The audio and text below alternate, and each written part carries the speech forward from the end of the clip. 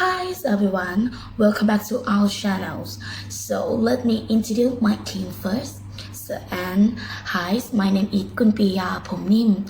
My student ID is 64121073302. Hello, my name is Kim Kod Phang Tha. Student ID 64121073301.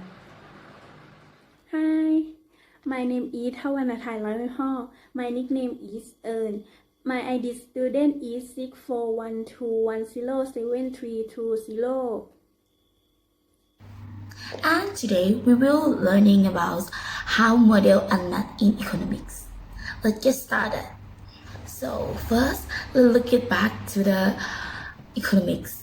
So economics is how society allocates scarce resources.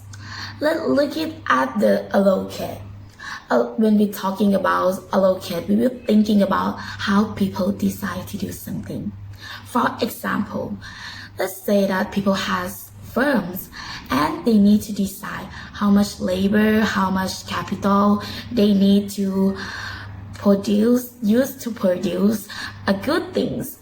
And look at that scarce. Scarce is about the capital, labor, and is limited resources. So now it's in terms of firms or producer. And we also have something like a consumer. Let's see the example. Let's say that we have a person and this person had a limited budget. So he can only buy some apple or maybe buy some laptop. So this is what we do in economics. We try to study how does this consumer decide how much apple they buys or how much many laptop they buys because they have a limited budget. So that's what we usually study in economics. So the big question is how we decide of consumer. First, we use models. And the model is a simple representation of reality. And here we have 4 types of models. First, PPF. Second, utility. Third, isoquant. And the last one is production function. Let's start with the PPF. As always, start with the question like, what is our maximum production? So let me give you some example. Let's say that we have beers and wines, and the firm giving the resources award able and existing technology. Although the firm may be operating with the full employment of its land, labors, capitals, resources, let's say it starts at the point A. In point A, the firm using resources ineffectively and other reason that the firm is not employing all its resources. And here we can consider that if the firm have 10 machines, but in point A, they just use only 5 machines. It means it's not employing all its resources. But look now, move on to the point B. In point B mean achieving full employment of resources. And here is efficiently because it's on that PPF point of both and to the point C represent combination that cannot be released. Under the new technologies, what is covered making that firm more, and here we have a shift to the right of the PPF that firm also can choose point start at a D that's just only produce beers, not wine. And or point E just only produce wine, not produce beers. Now utility. Let's say that we have a good one and good two. So how we show utility? Let's look at that. This curve that we call utility curve, and we call this U1. And you can see here utility curves tell us a lot of information rates. If we consume in good one and good two, then we will have this level utility. So this is a good way to study this section. And if they come here and go to utils, I can get a higher utilities. And if I consume more good one, I'm good too. And yeah, now this is we show using a graph. And remember, if we show as a graph, we can always show as a function. What is the production function? The production function is a mathematical question determining the relationship between input of capital and labor and output of goods. If I produce a quantity L1 is my labor and Q1 is my quantity, but if I produce more now, L2 is my labor and Q2 is my quantity. But if I keep labor a point come in time will actually produce less. So if I have Q3 and L3, we see graph is decreasing. Type of the production function. In the short run, production function in the short run occur when one of the input is fixed. Most frequently this is capital. The isoquant curve expands the relationship between labor and capital, which can fluctuate depending on mass is employing. It shows potential output based on the differing level of variable input. Let's see graph Q1, the isoquant curve where 1 unit of labor and capital. If I double that 2 units of labor and capital, output also double to point Q2. At Q3, a decreasing return to scale. This means that production increase, the level of marginal output start to decrease. At Q4, the firm may benefit from increased return to scale. Seen at Q4, this is where firm benefit from economy of scale. So let's look at that. First, we use the models. And second, we use math. So, math in economics. In economics, we still study the person like a magician, and we study many different things. For example, we study how to make a choice. So, what choice? Such as what to buy, and also have some limited resources. We call this is constant, like we cannot buy anything, right?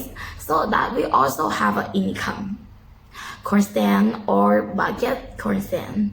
Here we only have an income, but we want to buy lots of them. So how we do choice, how we make decisions. The answer for the question is we use a math model. Okay, let's see talk about the hypothesis. The hypothesis is a mathematical model in economic theory and economic model. This is a representation the relationship of economic variables by that calculated that may be expressed in the form of a mathematical equation, graph, or equation is found. An example croissant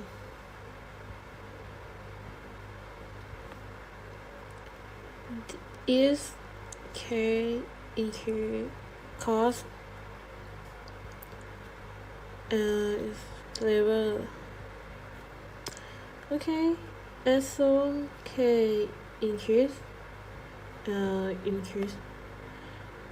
and croissant increase. The problem is how do we know what to use or what in model, so we need economic theory to help with the calculation. This can be set as quantity of croissant equal to this a function K and L. Yes. Okay, now what competition to use the working product in indicating the production function that we can produce how much use the probability of goods equal to constant a constant increased number of labor and a constant increased capital. Yes.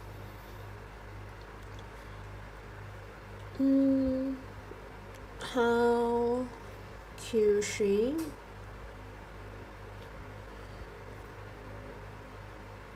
and K and L chain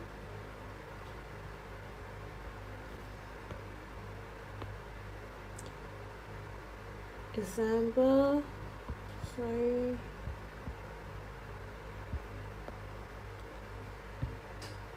Y and X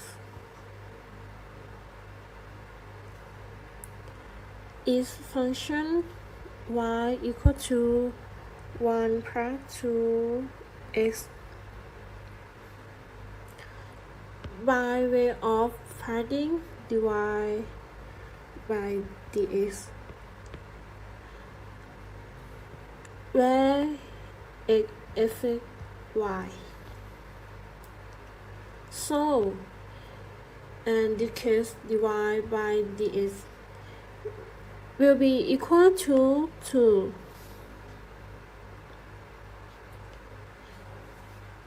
Where Q change when labor or capital change when L change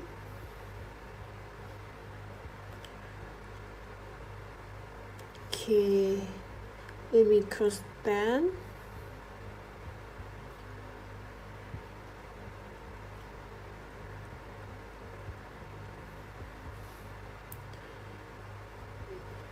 QC change or K change L constant